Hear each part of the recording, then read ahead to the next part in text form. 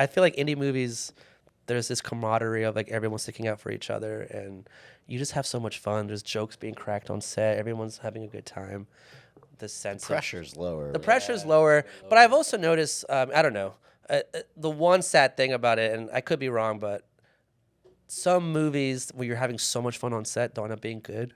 Yeah. And in the movies that like were really hard to make, you like questioned your career, you questioned yourself mentally, and it ends up being really good. Yeah. But you're like, fuck, but there was so much abuse on that job. It's like, am I glorifying that? And it's a tough thing to like navigate. But there's some jobs that I got really lucky with. I'll say this movie I did, Linoleum, with Jim Gaffigan. That was like the perfect everything. It was an indie film. It was non-union.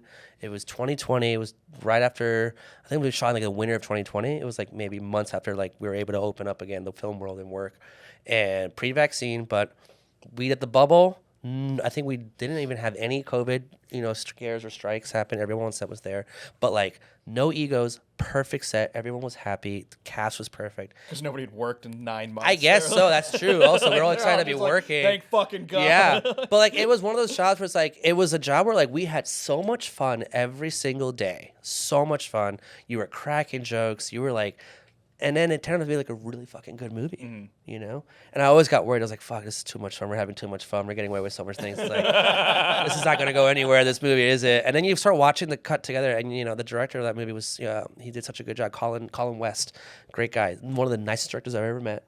Cared about every department, He was such a sweet guy, and I've been chasing that high ever since that job of like perfect cast, perfect crew, just absolutely every day was a lot of fun. Whatever drama that happened was squashed right away. It wasn't insane, everyone was like there for each other. Do you think you're just glamorizing it in your head right now? It's like oh, I know, right? Yeah, the Stockholm syndrome. No, there's definitely jobs where I'm just like, it's okay. I love being here. But that was that one job that was like an anomaly. I was like, how did this happen? Right. And I've been waiting for that ever again. Like you're waiting on the last day for like something to happen, right? Or like something, and then 3 nothing. people died on. Yeah, like, right. This dolly shot killed 3 people. Literally, right? Nothing. And yeah, we had some cool stunts on that too. It was a weird sci-fi flick, yeah. But It was Jim Gaffigan? Jim Gaffigan, yeah, he played. He must be like just cracking jokes. Yeah, he like, was the best. nonstop. Oh, dude, he was so good. Yeah. And he was playing like he had like a doppelganger in the movie. It was like evil Jim Gaffigan, but he played himself. So we had to do like a lot of like split screen stuff for him. So it's funny to see his attitude change from like when he's like playing his whimsical character versus like his evil character, and like his mood would change. But like it's also funny because once the camera cuts, he like crack jokes with you nonstop, and he knew everyone by name, and like he was a treat because you never know with some comedians, they're really chill. He wanted to hang out with the crew every day, he partied, he hung out.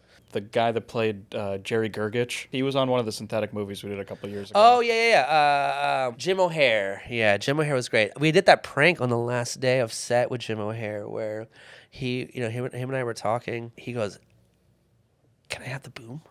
I'm gonna go into frame and like boom this shot. When they don't say anything, just like tell Pat to stand down. I'm gonna go in frame, and I'm gonna purposely just like enter frame and try to get close as possible." And it was so funny because like we rolled. I was like, "All right, cool. I won't say anything," and like we rolled, and the director is like, "Okay, cool." And he's watching the scene that's happening, and then the boom starts dipping in. He goes like, Pat, the boom's in frame, Pat." And then it's like, it keeps getting deeper and deeper, and you just see Jim walk in, the actor, and everyone, he goes from like really pissed off to like, the whole set's cracking up, And I was like, that was like really fun. I got to have Jerry just like prank the scene, and he's like, and like I have a picture of him holding the boom. The way he's like looking at the camera to see if he's like at the monitor, just like trying to boom in there, and it was like him with the headphones and everything, giving him the pack. It was so funny. I had a couple people hit me up on Instagram being like, "Wait, is he like in 52? Is he a boom op?" I was like, "Yeah, man, times are tough, man. Jim O'Hare's a boom op, bro." It's just like, he's got to make money, dude. Nobody wants to do it, bro. Legit, legit. Like people were, they actually like, "Yo, real quick, like, is he available? Is he actually a boom? Is he a celebrity boom op, dude?" Just like, super niche. he's on Cameo. You just gotta go ask for it. "Can I get the boom up special, dude? Come to my set." But yeah, I thought that was so funny. I was like, "Really, dude? You really thought so?" That's awesome. No, that's the thing. But only like on a You have to I'm know on an when to indie. do that, And want to do you that, know? yeah. Yeah, it's I like feel like I couldn't do that on any At the job. end of an 18-hour 'Cause day, and some guy's exactly. like pulling a prank on the last take. Exactly. You're like, I want to go home. But he loved having a contact and talking into the mic and saying dirty jokes. And he'd be like, "Hey, are we?" It's like, "It's other producers listening." I was like, "No, it's just you and me right now." He goes, "Okay, great." And like, he'll say like some really funny stuff. Wait, so you're like sitting there. Yeah, He's I'll like sit sitting there. over there talking Yeah. to you. Because he's holding the boom. Oh, I thought like on his lav, he's just like No, 'cause, like- talking directly to you. I mean, he'll do Like, that sometimes too. Because in the scene, he'll talk to me. But like, this is a day where like he was just hanging out because he already wrapped. It was like it was the last day of filming. He was only there for a couple days. He was there for a couple days, but he wrapped. But like, it was our last day for the whole job. So he was like, "I'm just gonna hang around," and like he was on set just like chilling.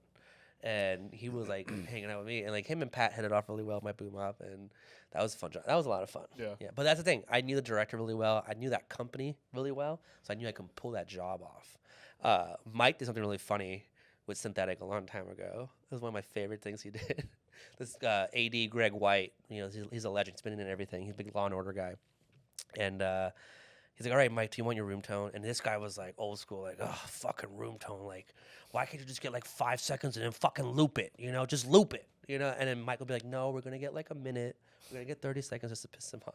But then one time he goes, "All right, I just need 30 seconds, Greg." He's like, "All right, cool. We're getting room tone. Everyone be quiet." And Mike goes, "Okay, rolling on room tone. 1, 2, 3, 4." Saying out like 30 seconds of room tone, everybody. Thank you. 1, 2, and everyone's like, "What the fuck are you doing?" and we were all dying, but only because we knew that company really well. Yeah. It was like a prank. You couldn't do that anywhere else, but That's that was so funny, dude. hilarious. And the AD's just like, it's like freaking, like, what the hell? 1, 2.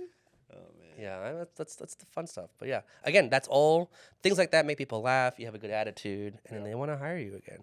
Being the funny guy and chill, it's and not too funny. You got to know your limits. You can't be just all the time. You're not the comedian. Yeah, you're not the comedian here. We got Jim O'Hare here. Yeah. Just like, Also, celebrity boom up if you need. yeah, him, it's really is just finesse of like knowing. You got to read a room well. Yeah. Some people are like, "Oh yeah, you're funny," and then you can keep going and they want you around. And then other times you're like, "Okay, you try to be nice, chill," and then that's not the vibe with them. Okay, cool. And you gotta know how to read that and be like, "All right, business mode," and like keep your job going. And I think that goes a long way.